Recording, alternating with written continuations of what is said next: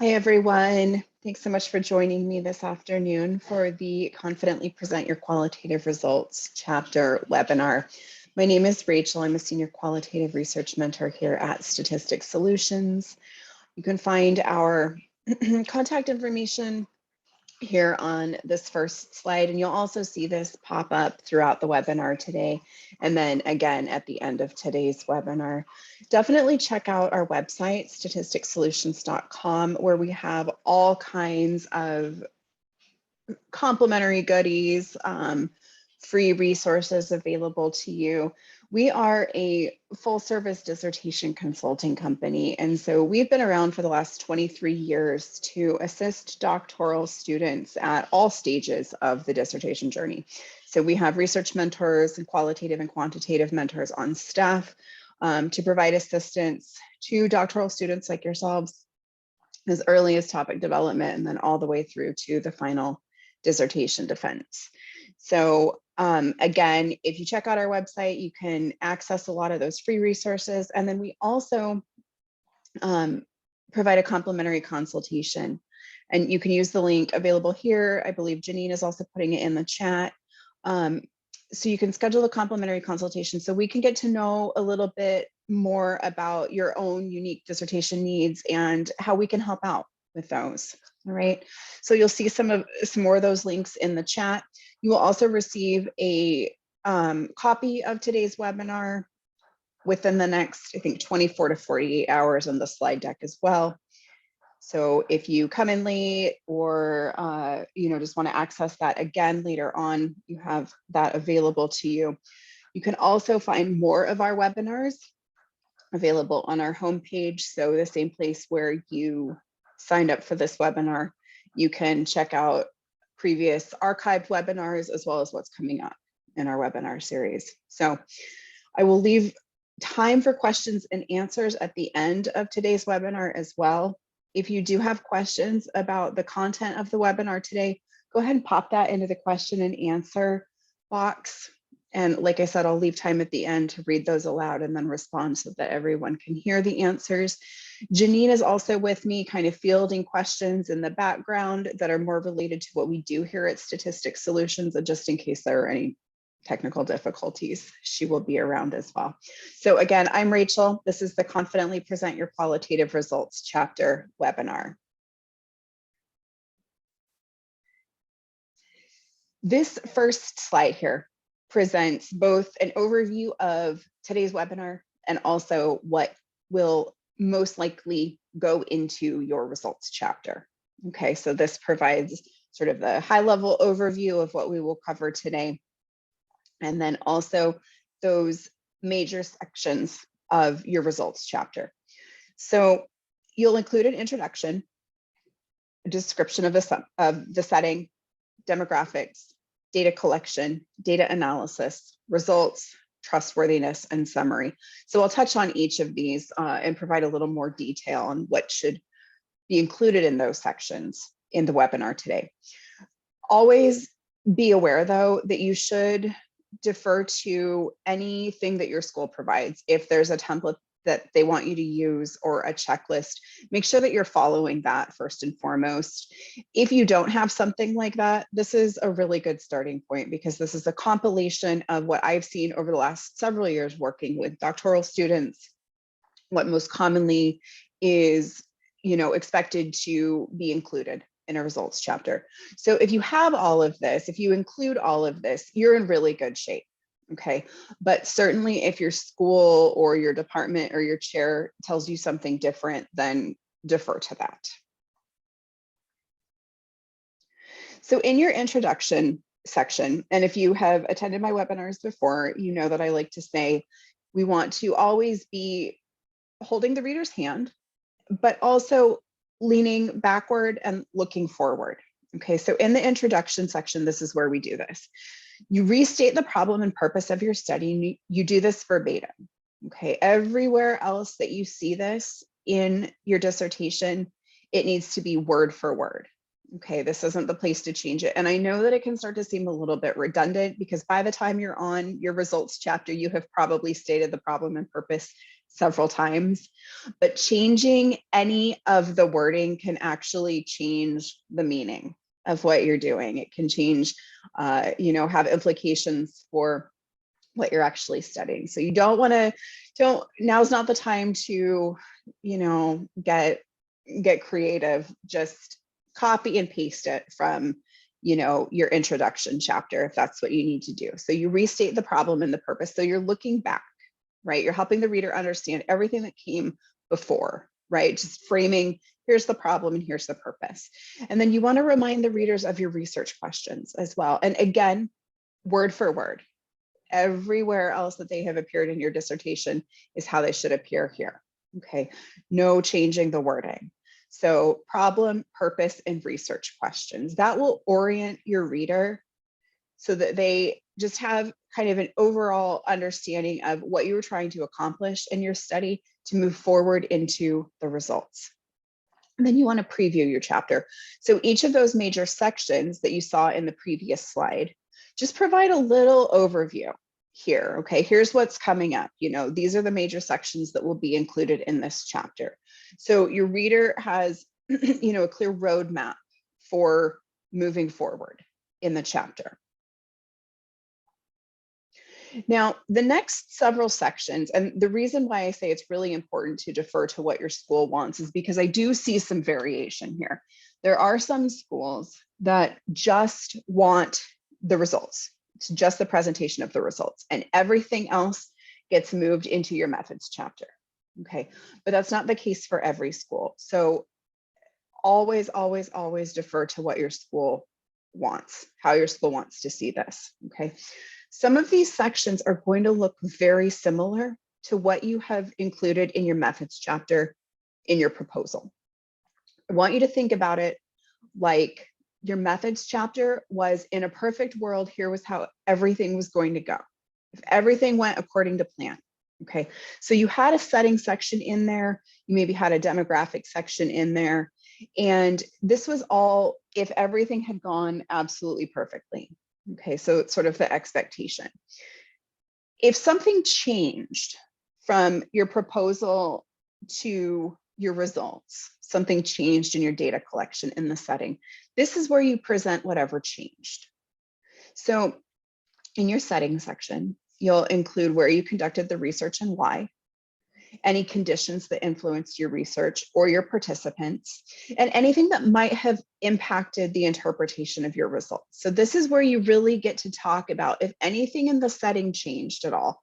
Like maybe, for example, there was a worldwide pandemic and you had to make some adjustments from the proposal that you wrote in 2019 or early 2020. Okay, and your setting changed a little bit. This is where you get to describe that.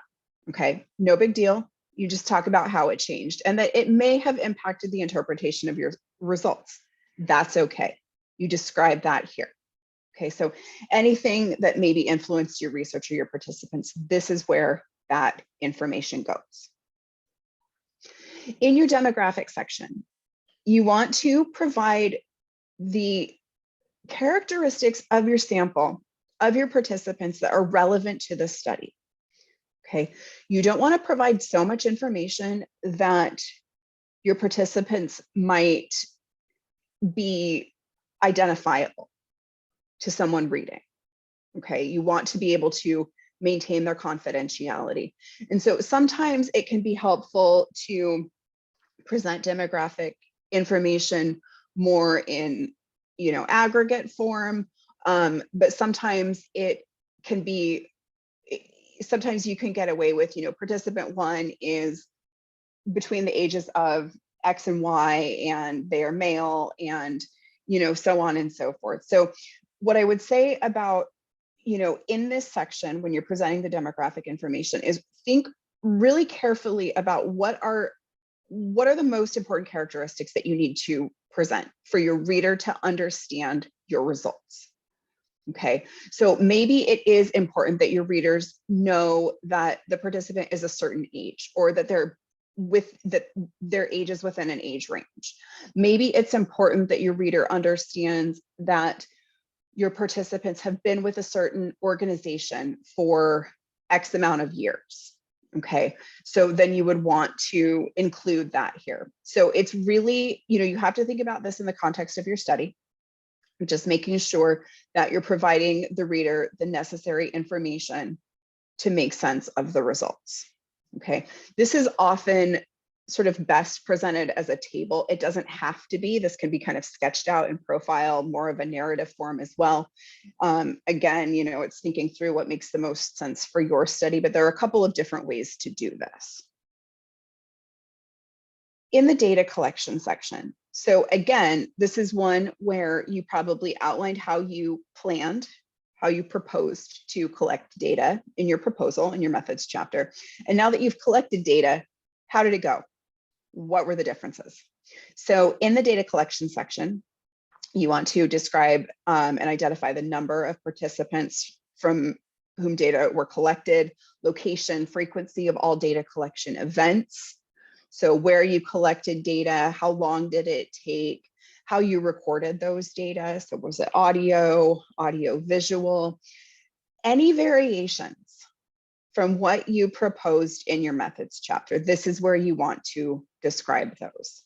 Okay, or if anything unusual happened during data collection, maybe it was just the pandemic, maybe there were other things that happened that sort of changed the data collection process for you. This is where you get to talk about all of those. Okay, so again, think about, your methods chapter was sort of how you expected everything to go. And then in this chapter, you're looking back and talking about, to frame for the reader what actually happened. Okay, so that they can follow along. The data analysis section is another where you outlined a data analysis plan in your methods chapter. And this was probably somewhat abstract at the time because you didn't have your data. So you weren't able to show exactly how you were applying the plan to your own data. In the results chapter, this is where you want to talk about how you applied that data analysis plan to your own data. So this is a step-by-step description of how you analyze the data, moving from coding to categorizing or thematizing your results. So qualitative data analysis is always going to involve sort of, you can think about it as breaking down the data and then putting it together into larger patterns. Okay, I mean, fundamentally, that's sort of all qualitative data analysis, what it is. So how did you do that in your study? How did you use the data analysis plan that you said that you were going to use in your methods chapter? How did you do that? Okay, how did you apply that to your own data? So describing and defining the codes and the categories that you identified, that you generated in data analysis. And then this is also where you want to describe how you handled any discrepant cases, or we sometimes hear them called negative cases, how those fit into the analysis. So discrepant cases are those situations where we sometimes see that, we have these patterns that emerge in our data, and maybe one or two participants don't fit that pattern. Okay, and we can't just toss them aside. That's not how qualitative data analysis works, because they still tell us something. They still reveal something important about our data, right? Or about our assumptions. So how do we handle those? So in this section in the data analysis, we talk about how we handled those in the data analysis. And I'll come back to this because we do actually include this in the results as well. So like I said before, some schools really are kind of, the presentation of the results is like all that goes into this chapter. But there are schools, of course, where you would provide all of the information that we've just talked about. So again, defer to what your school wants. The presentation of the results section, though, is absolutely going to be the biggest component of this chapter. So this is really the focus. You can organize the presentation of the results in different ways. And again, there's no hard and fast rule for this. You have to think about what makes the most sense in the context of your study. Now, I also have seen some schools more recently stipulate how they want to see results presented, how they want to see them organized. And if your school is one of those, then completely disregard this and go with what they tell you. If they want to see things organized by research question, then that's how you present it, because it's one less hurdle that you're going to have to jump through later on. Okay. So you can present or organize your results based on research question. It might also make sense to present your results based on the categories or themes. If you've conducted a thematic analysis, for example, then it might make the most sense to organize your results that way. Okay, so there are different ways to do this. Just again, think about what makes the most sense for your own study and certainly what your school is asking for. The presentation of the data should be mostly your own words. This is, we think of this really, it's a narrative form. It's presented in narrative form. We're using a lot of textual data, so we're writing a lot of text. And that should be supported through illustrations, through supporting quotes from participants.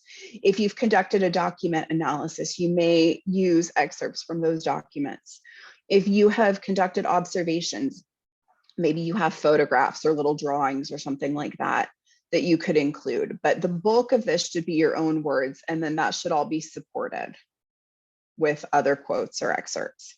So you want to discuss the data and interpret it if appropriate. And I say this because more and more I'm seeing interpretive approaches to qualitative data analysis. And what this means is that there is more of an interpretation presented in the results chapter. Usually the results chapter is just for results and the discussion chapter is just for the discussion.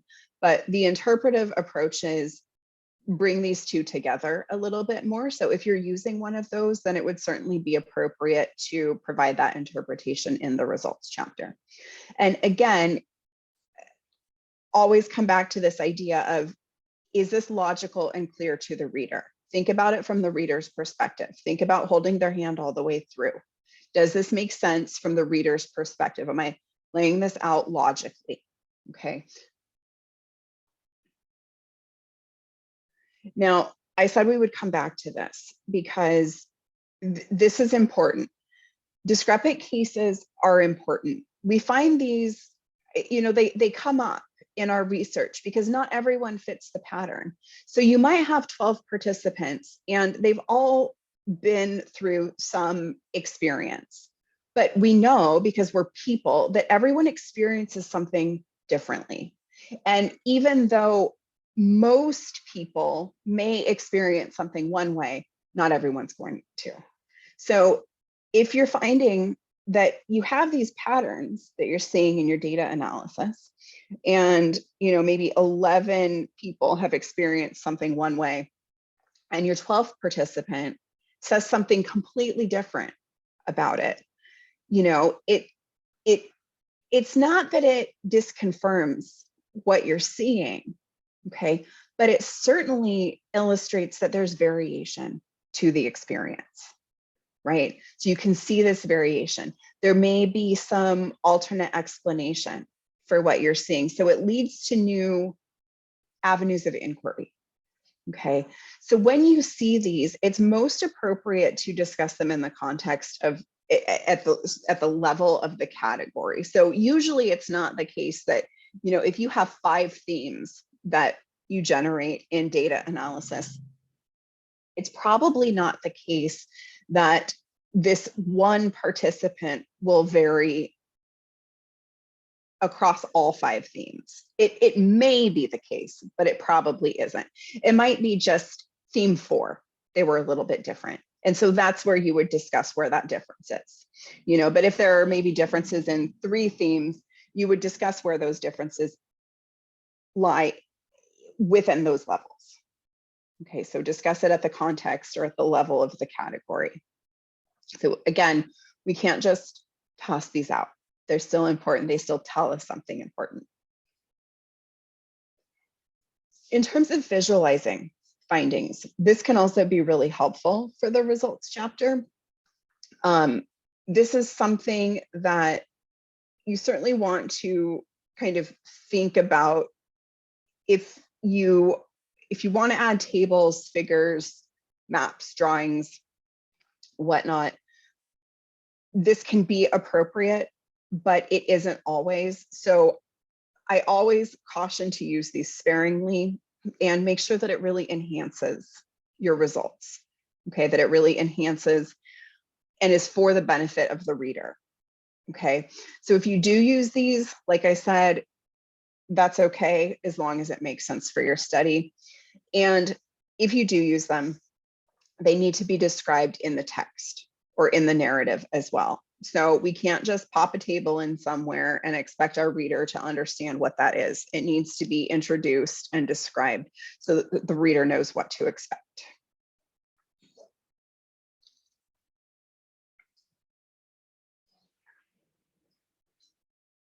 In your methods chapter, you probably had a section on trustworthiness as well. So there are these 4 components of trustworthiness or tenets of trustworthiness that we see talked about a lot in terms of qualitative research: credibility, transferability, dependability, and confirmability. In your methods chapter, you would have outlined how you plan to establish these in your study. And so again, this is the case where in this chapter, in the results chapter, you want to talk about if anything changed. Okay, so maybe you planned to conduct transcript verification, okay, with your participants. So after you had conducted interviews, after those interviews were transcribed, you were going to email a copy of the transcript to each participant so that they could read, review, make any changes, and then send you back the transcript. Okay. And maybe you tried to do this and nobody followed through. So this is where you would talk about that. You would say, in my methods chapter, I outlined that, I plan to do this, but, I tried and nobody emailed me back. Okay. So that's how you handle this. Is it perfect? No, but this is where you get to describe what actually happened.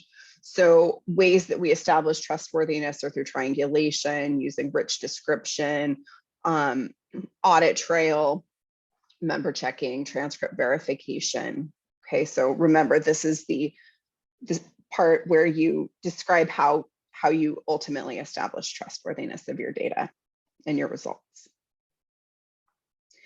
And then the summary section. So you provide a highlight of your findings. If someone only had time to read your summary, what would they need to know to understand your results? Okay, so you paint that picture of what you found. You can think of this as kind of your little elevator pitch in written form, right? So they just have this as a snapshot. What do they need to know? And again, always looking back and always looking forward, you transition to and preview the next chapter. Okay, so what is going to come up in the next chapter, which is usually the discussion chapter.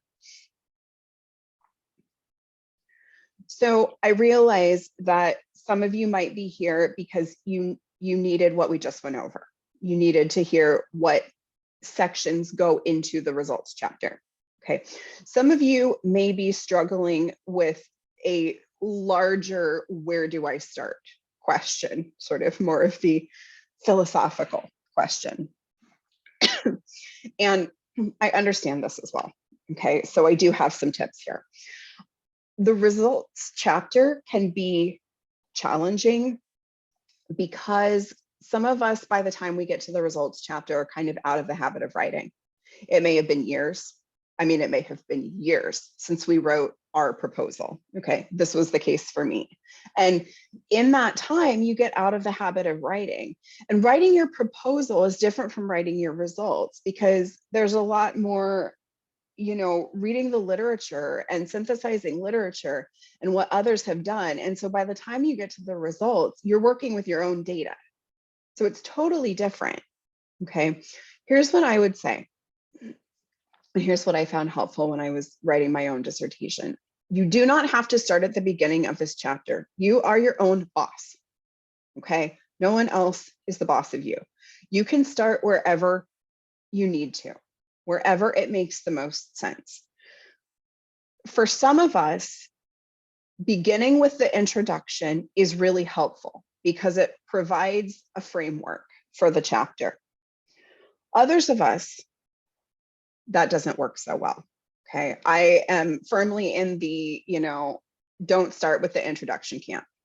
That's just not how I work the best. So I found it easier to write results and then come back to the introduction section once those were all done. And if that's you, that is perfectly okay. If you're really struggling to get started, go for the low-hanging fruit. Okay. That demographic section where you need to describe the characteristics of your participants and you need to maybe make a table. Okay.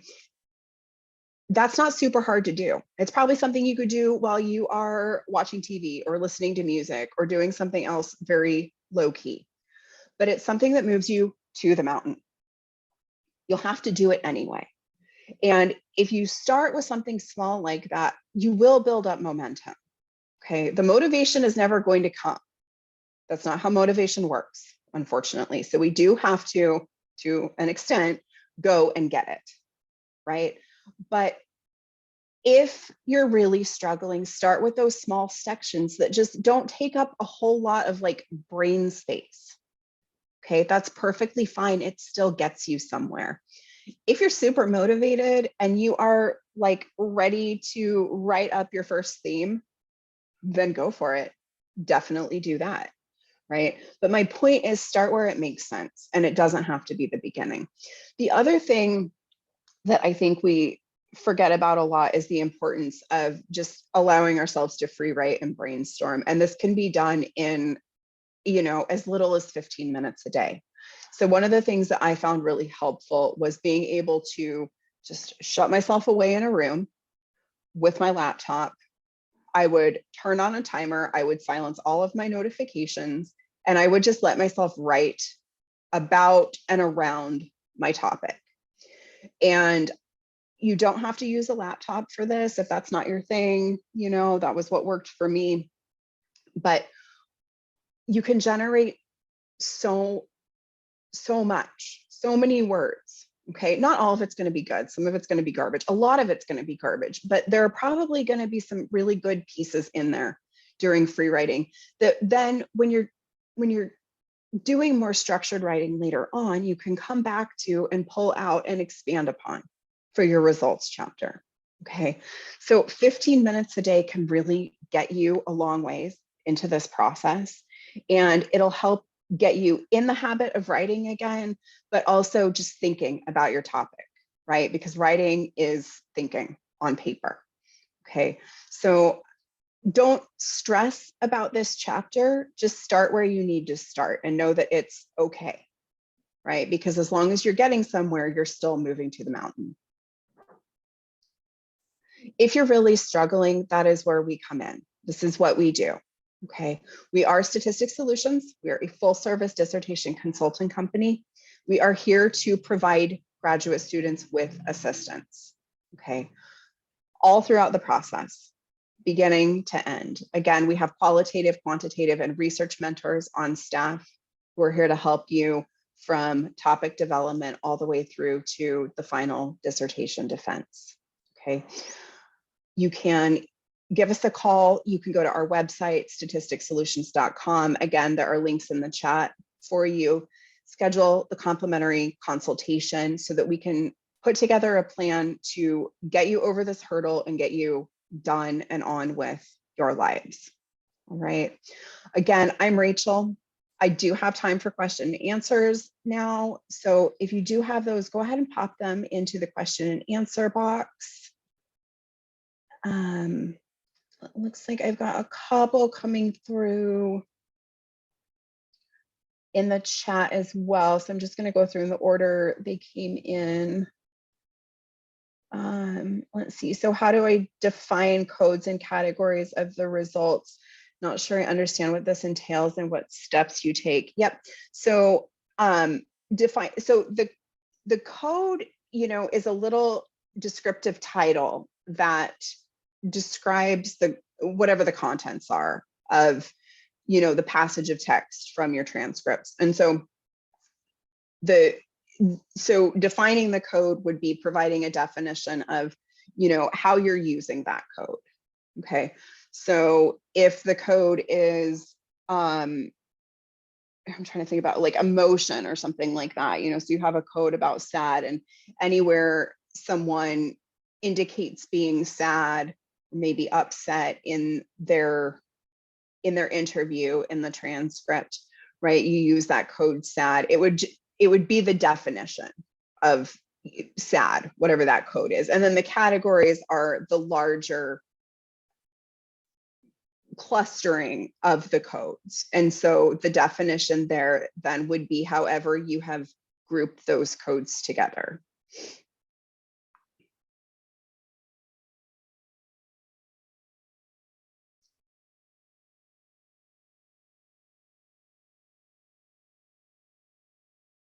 Let's see. So I've got another one on books and journals would you recommend for conducting interviews for transcendental phenomenology?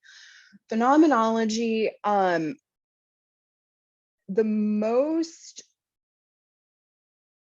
common that I see, and I will pop these into the chat to Moustakis, Giorgio. Those are usually what I see people using.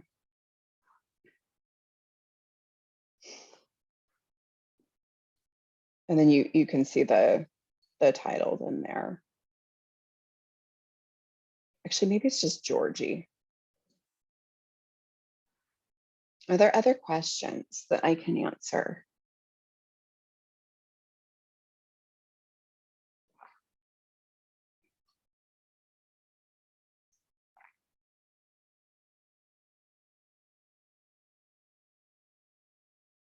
Those are the authors that I recommend. So I would just look them up by author.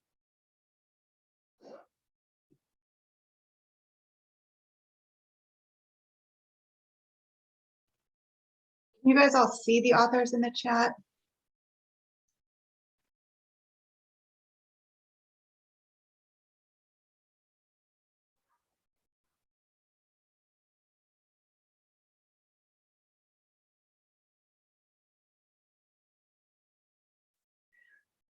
So I have another question. What do you think is best practice for how many times to pass through transcripts for coding purposes? That's a good question. I would say at least 3. So you want to read your transcripts first, okay, just to get, you know, a sense of the whole.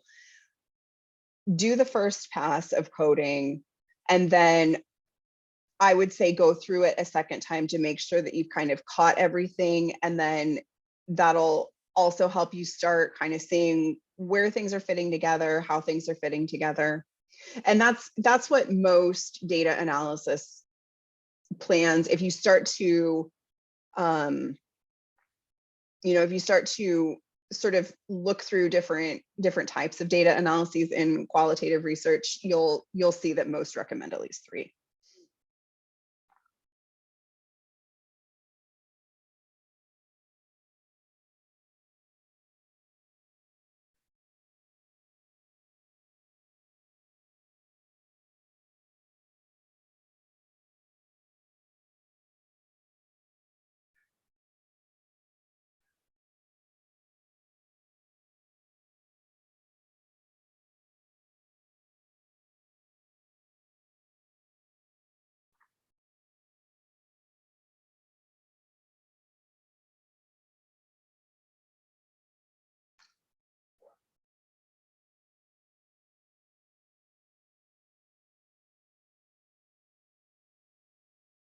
Can I answer other questions?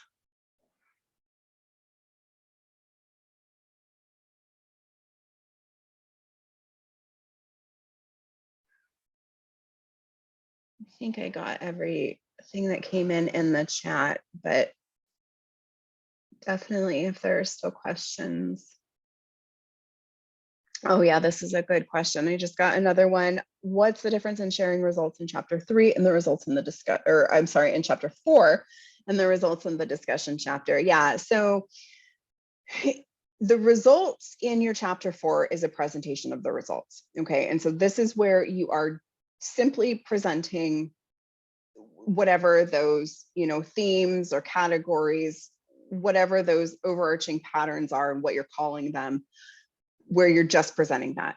In the discussion chapter, this is where you are placing what you found, so your results, into the broader context of the literature that's out there. So in the discussion chapter, you're looking back to your lit review and talking about how your results are similar to, different from what others have found before you.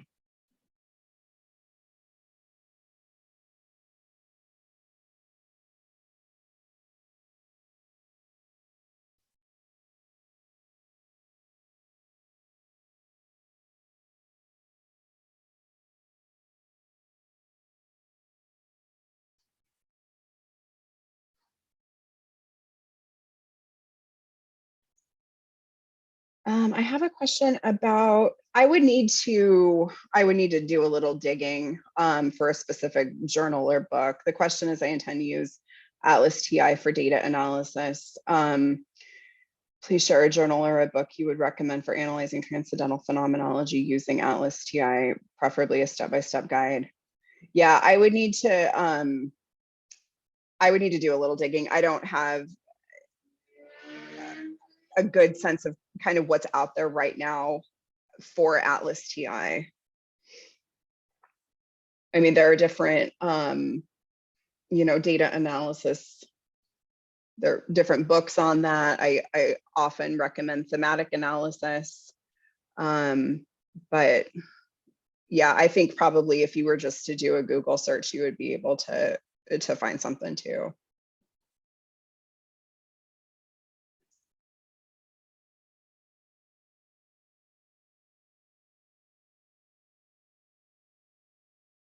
Any final questions?